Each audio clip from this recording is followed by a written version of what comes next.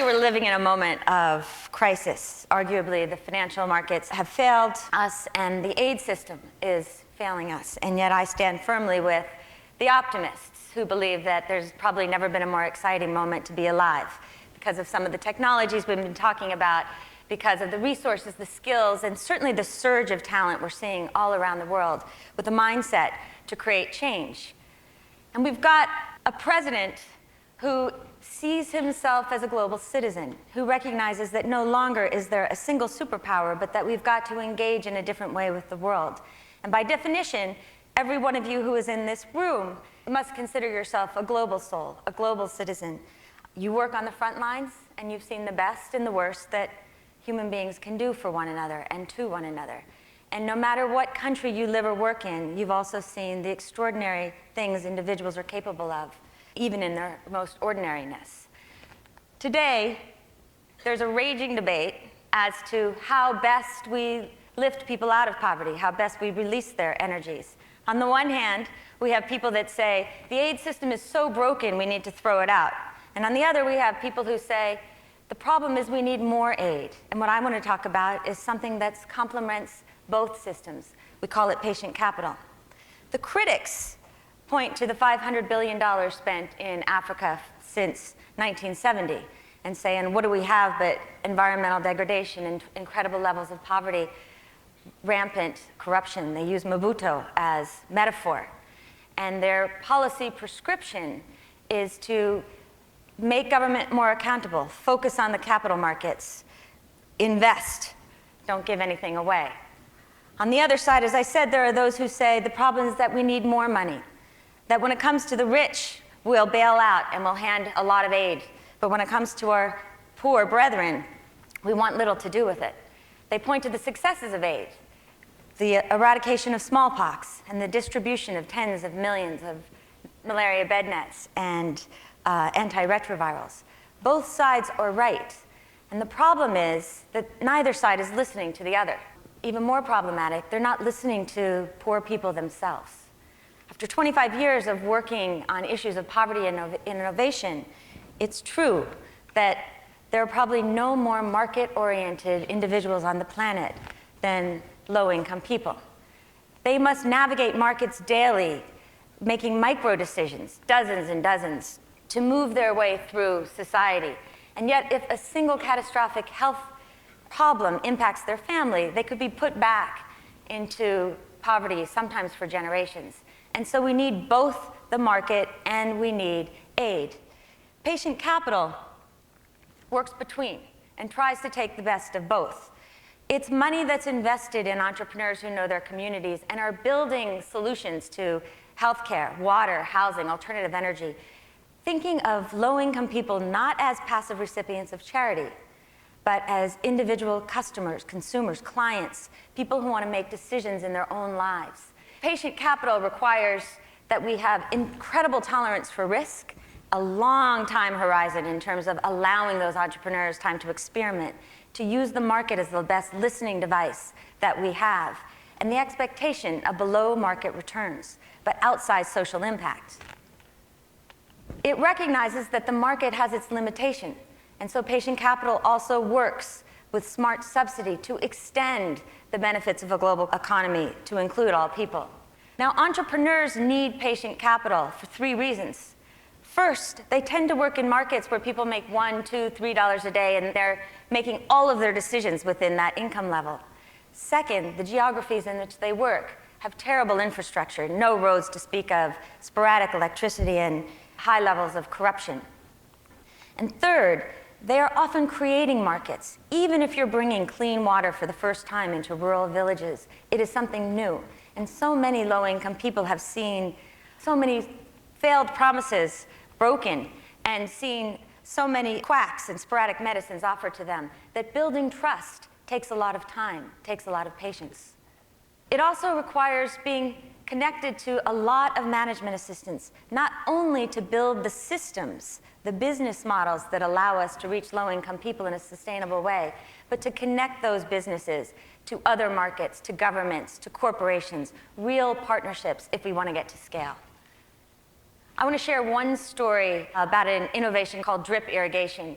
In 2002, I met this incredible entrepreneur named Amitabh Siddhangi from India, who'd been working for 20 years with some of the poorest farmers on the planet. And he was expressing his frustration that the aid market had bypassed low-income farmers altogether, despite the fact that 200 million farmers alone in India make under $1 a day. They were creating subsidies either for large farms, or they were giving inputs to the farmers that they thought they should use, rather than that the farmers wanted to use. At the same time, Amitabh was obsessed with this drip irrigation technology that had been invented in Israel. It was a way of bringing small amounts of water directly to the stalk of the plant, and it could transform swaths of desert land into fields of emerald green. But the market also had bypassed low-income farmers because these systems were both too expensive and they were constructed for fields that were too large. The average smallholder farmer works on 2 acres or less. And so Amitabh decided that he would take that innovation and he would redesign it from the perspective of the poor farmers themselves, because he had spent so many years listening to what they needed, not what he thought that they should have. And he used 3 fundamental principles. The first one was miniaturization. The drip irrigation system had to be small enough that a farmer only had to risk a 1/4 acre, even if he had 2, because it was too frightening given all that he had at stake. Second, it had to be extremely affordable. In other words, that risk on the 1/4 acre needed to be repaid in a single harvest, or else they wouldn't take the risk. And third, it had to be what Amitabh calls infinitely expandable. What I mean is, with the profits from the first 1/4 acre, the farmers could buy a second, and a third, and a fourth. As of today, IDE India, Amitabh's organization, has sold over 300,000 farmers these systems and has seen their yields and incomes double or triple on average. But this didn't happen overnight. In fact, when you go back to the beginning, there were no private investors who would be willing to take a risk on building a new technology for a market class that made under $1 a day, that were known to be some of the most risk-averse people on the planet, and that were working in one of the riskiest sectors, agriculture. And so he needed grants, and he used significant grants to research, to experiment, to fail, to innovate, and try again. And when he had a prototype and had a better understanding of how to market to farmers, that's when patient capital could come in. And we helped him build a company, for profit, that would build on IDE's knowledge and start looking at sales and exports and be able to tap into other kinds of capital. Secondarily, we wanted to see if we could export this drip irrigation and bring it into other countries. And so we met Dr. Sono Kangadani in Pakistan.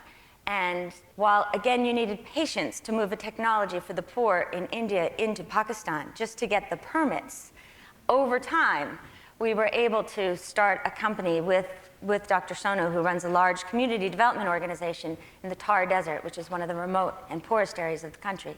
And though that company has just started, our assumption is that there, too, we'll see the impact on millions. But drip irrigation isn't the only innovation. We're starting to see these happening all around the world. In Arusha, Tanzania, A to Z textile manufacturing has worked in partnership with us, with UNICEF, with the Global Fund, to create a factory that now employs 7,000 people, mostly women, and they produce 20 million life-saving bed nets for Africans around the world. LifeSpring Hospital is a joint venture between Acumen and the government of India to bring quality, affordable maternal health care to low-income women. And it's been so successful that it's currently building a new hospital every 35 days. And 129 Ambulances decided that it was going to reinvent a completely broken industry, building an ambulance service in Bombay that would use the technology of Google Earth, a sliding scale pricing system so that all people could have access, and a severe and public decision not to engage in any form of corruption, so that in the terrorist attacks of November, they were the first responder and are now beginning to scale because of partnership. They've just won 4 government contracts to build off their 100 ambulances and are one of the largest and most effective ambulance companies in India. This idea of scale is critical because we're starting to see these enterprises reach hundreds of thousands of people. All of the ones I discussed have reached at least 250,000 people, but that's obviously not enough. And it's where the idea of partnership becomes so important. Whether it's by finding those innovations that can access the capital markets, government itself, or partner with major corporations, there's unbelievable opportunity for innovation. President Obama understands that. He recently authorized the creation of a social innovation fund to focus on what works in this country and look at how we can scale it. And I would submit that it's time to consider a global innovation fund that would find these entrepreneurs around the world who really have innovations not only for their country, but ones that we can use in the developed world as well. Invest financial assistance, but also management assistance, and then measure the returns, both from a financial perspective and from a social impact perspective. When we think about new approaches to aid, it's impossible not to talk about Pakistan. We've had a rocky relationship with that country, and in all fairness, the United States has not always been a very reliable partner. But again, I would say that this is our moment for extraordinary things to happen. And if we take that notion of a global innovation fund, we could use this time to invest not directly in government, though we would have government's blessing, nor in international experts, but in the many existing entrepreneurs and civil society leaders who already are building wonderful innovations that are reaching people all across the country. People like Roshani Zafar, who created one of the largest microfinance banks in the country and is a real role model for women inside and outside the country. And Tasneem Siddiqui, who developed a way called incremental housing, where he's moved 40,000 slum dwellers into safe, affordable community housing. Educational initiatives like DIL and the Citizen Foundation that are building schools across the country. It's not hyperbole to say that these civil society institutions and these social entrepreneurs are building real alternatives to the Taliban. I've invested in Pakistan for over 7 years now, and for those of you who've also worked there can attest that Pakistanis are an incredibly hardworking population, and there's a fierce upward mobility in their very nature. President Kennedy said that those who make peaceful revolution impossible make violent revolution inevitable. I would say that the converse is true, that these social leaders who really are looking at innovation and extending opportunity to the 70% of Pakistanis who make less than $2 a day provide real pathways to hope. And as we think about how we construct aid for Pakistan, while we need to strengthen the judiciary, build greater stability, we also need to think about lifting those leaders who can be role models for the rest of the world. On one of my last visits to Pakistan, I asked Dr. Sono if he would take me to see some of the drip irrigation in the Thar Desert. And we left Karachi one morning before dawn, and it was about 115 degrees. And we drove for 8 hours along this moonscape-like landscape with very little color, lots of heat, very little discussion because we were exhausted. And finally, at the end of the journey, I could see this thin little yellow line across the horizon. And as we got closer, its significance became apparent, that there in the desert was a field of sunflowers growing 7 feet tall, because one of the poorest farmers on earth had gotten access to a technology that had allowed him to change his own life. His name was Rajan, and he had kind, twinkly hazel eyes and warm, expressive hands that reminded me of my father. And he said it was the first dry season in his entire life that he hadn't taken his 12 children and 50 grandchildren on a 2-day journey across the desert to work as day laborers at a commercial farm for about 50 cents a day, because he was building these crops. And with the money he earned, he could stay this year. And for the first time ever, in 3 generations, his children would go to school.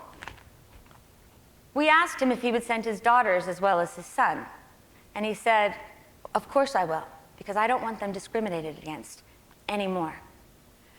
When we think about solutions to poverty, we cannot deny individuals their fundamental dignity, because at the end of the day, dignity is more important to the human spirit than wealth.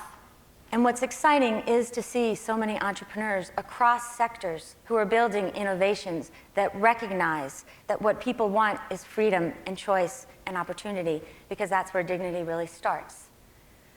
Martin Luther King said that love without power is anemic and sentimental, and that power without love is reckless and abusive.